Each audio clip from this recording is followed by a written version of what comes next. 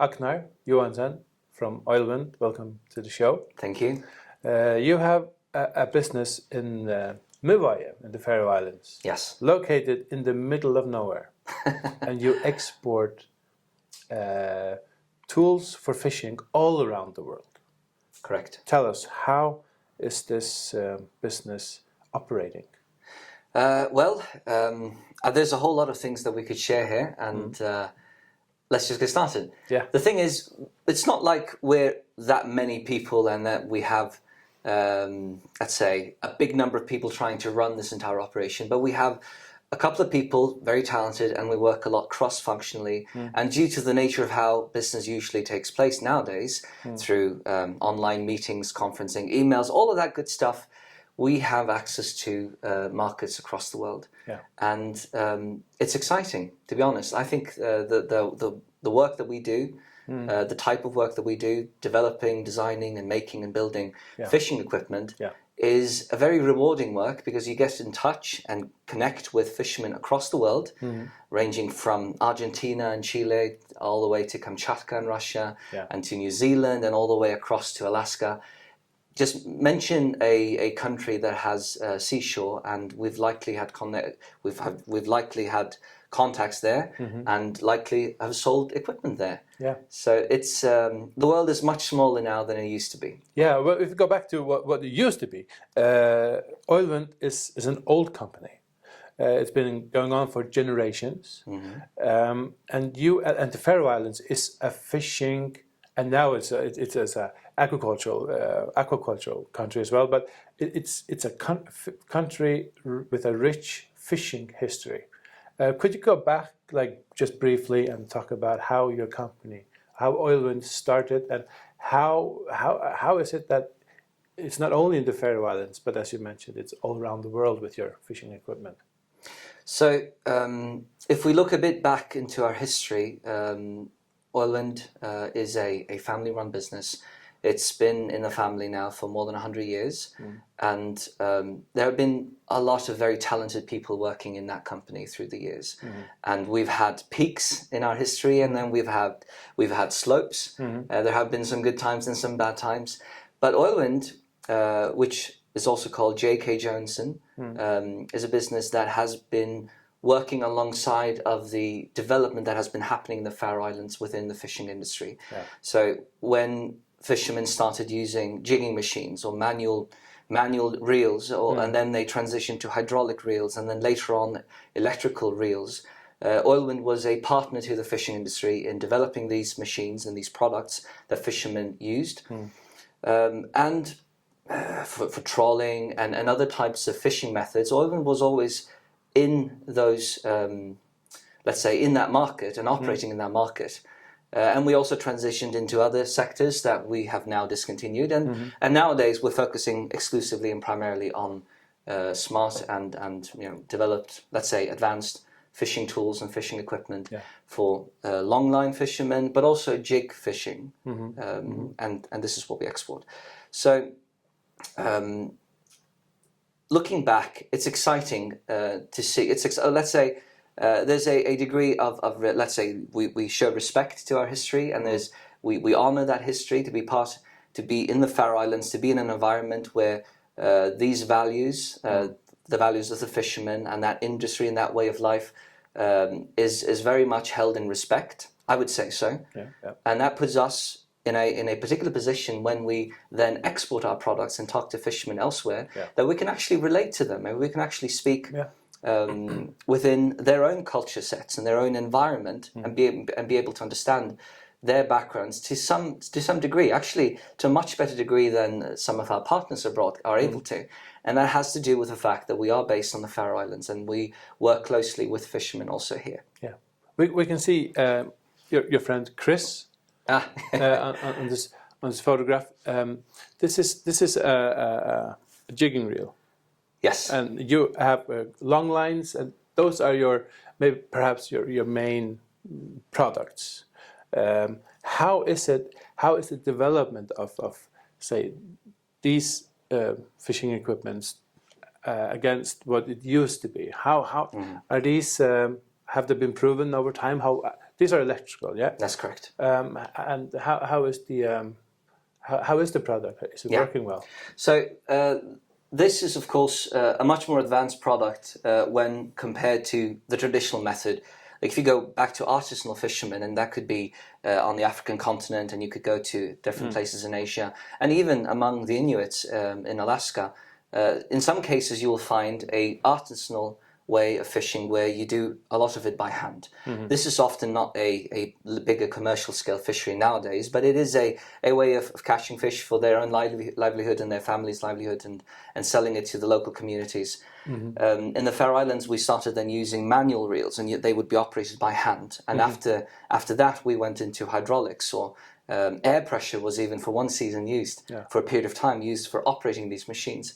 And then more and more, our company, but also competing companies, went and transitioned into fully electric version jigging machines. So these are 24 volt machines, the ones on these pictures, but nowadays we also offer them in 12 volt DC. So you can just put them on the gunwale, you hook them up to a battery, and they are operational. You add the line on top of that on the reel. You rig up the lead sinker and the hooks and the line stopper, and then you're good to go. You turn on the machine. The fishing software in there, the program, has been developed closely with Faroese fishermen, but also by referencing fishermen abroad. We have some users in Australia, among other places, where we ask for feedback and we improve the software based on that feedback. So the standard program that comes with these machines will catch fish, and it'll catch fish well. So it's a reliable machine. But on top of that, you have the option of customizing it, and you can change parameters and have it fish exactly how you want it to. Let's say using your particular recipe, it gets saved, and then you have a unique machine that fishes exactly how you want it to. So that makes these machines pretty special, in our opinion. So it is an advanced product that is easy to export, and we export it nowadays all over the world. We're in the fortunate situation, I guess, that we've sold our entire stock. Now we're working hard to make more, and it's going to happen soon that we'll have many more in stock. How is the process of assembling such an equipment? Where does it starts on the drawing board, and where is it assembled? Do you get items from all around the world, or how does it here? You work together with other factories in other countries. That's correct. Called cross-cultural. Yes. So how is that process? There's a whole lot here again. We, of course, have an ERP system like many other businesses do, where we run, we follow closely all of our materials and all of our stock, and we work closely with freight forwarding companies in terms of getting parts from one location to another location, being careful of deadlines and all of that. And how do we then make, let's say, advanced electrical equipment, but we also make hydraulic equipment, stainless steel manufacturing. We bend sheet metal, weld it together, assemble it, and deliver these products. And there are many. We have a wide range of products. And how do you then organize all of that with just a few people in a business here on the Faroes? Well, you do that by a whole lot of communication. We speak English for the most part in our company. When we do our business, we communicate through, of course, emails, phone calls, video conferencing. And very importantly, face-to-face meetings abroad, where we source some of our components and some of the services that we buy into our company. The development happens in our business.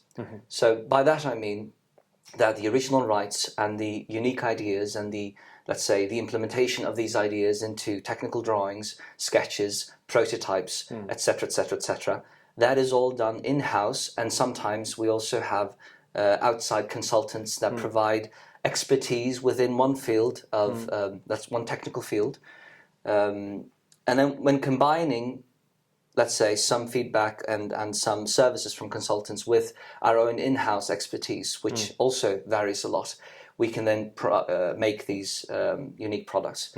And we build some of it here on the Faroe Islands. We have manufacturing in our own business, but we're not tied to that. We're not bound by a local manufacturing operation. We can outsource portion of our operation. And we do that, and we do that all the time. So we can buy in production services abroad using our own drawings and our own knowledge, and then we might combine those individual produced parts with other produced parts that we've made ourselves.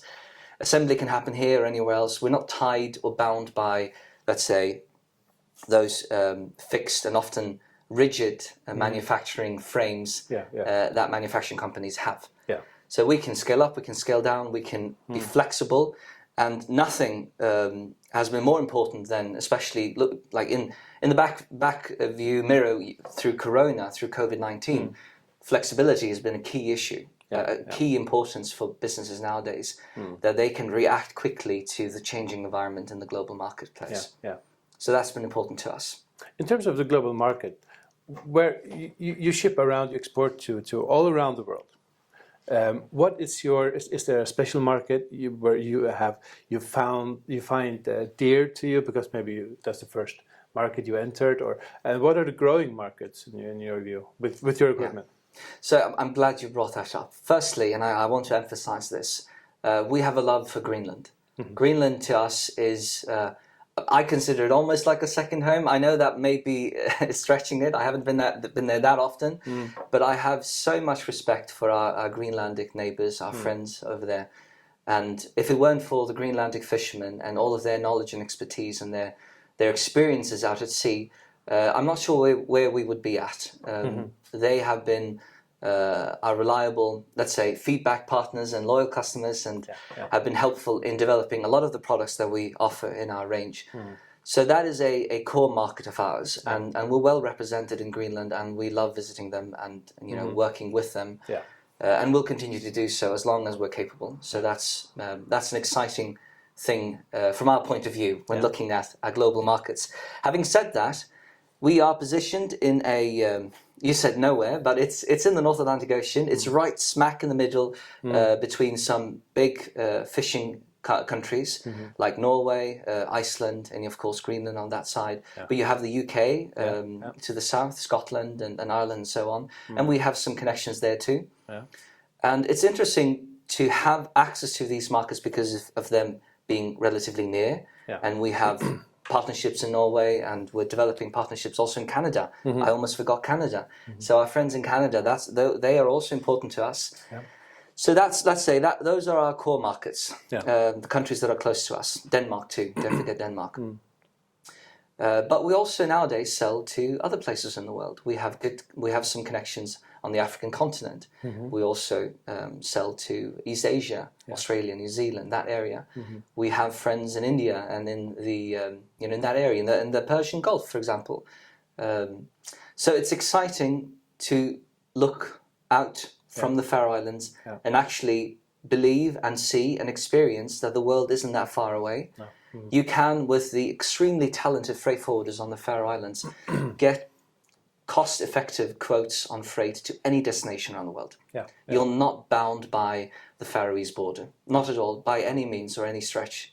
So it's the tenacity, it's the tenacity of the individual business, it's the drive of the individual business that sets the limits. Because you can sell these services and these products all over the world.